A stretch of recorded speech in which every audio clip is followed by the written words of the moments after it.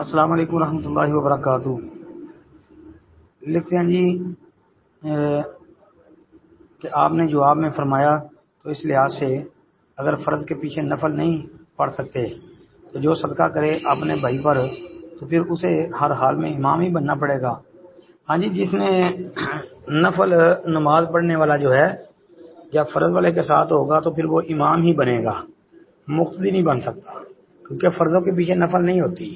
اس کے بارے میں تو صریح نص ہے نا، کہ صحیح مسلم کے اندر حدیث ہے، رسول اللہ صلی اللہ علیہ وسلم اذا اقیمت الصلاۃ فلا صلاۃ الا المکتوبہ، جب فرض نماز کی اقامت کہہ دی جائے تو پھر اس کے علاوہ کوئی اور نماز نہیں ہوتی فرضوں کے علاوہ۔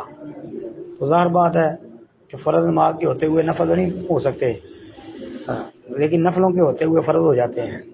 اس کی دلیل صحیح مسلم کے اندر اور نسائی کے اندر اور کتابوں میں حدیث ہے کہ معاذ بن جبل رضی اللہ تعالیٰ عنہ عشاء کی نماز نبی علیہ السلام کے ساتھ پڑھتے اور پھر وہاں پر اپنے محلے کی مسجد میں جاتے، جا کے وہاں لوگوں کو عشاء کی نماز پڑھاتے، اور وہ حضرت معاذ کی نفل ہوتی اور پیچھے مقتدیوں کی فرض ہوتی۔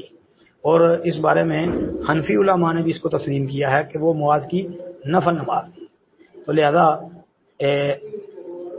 نفل نماز پڑھنے والے کے پیچھے فرض ہو جاتی ہے، اس سے یہ بھی ثابت ہو گیا، اور پھر اس سے یہ بھی ثابت ہو گیا کہ امام اور مقتدی کی نیت جو ہے یہ جدا جدا بھی ہو سکتی ہے۔ السلام علیکم ورحمۃ اللہ۔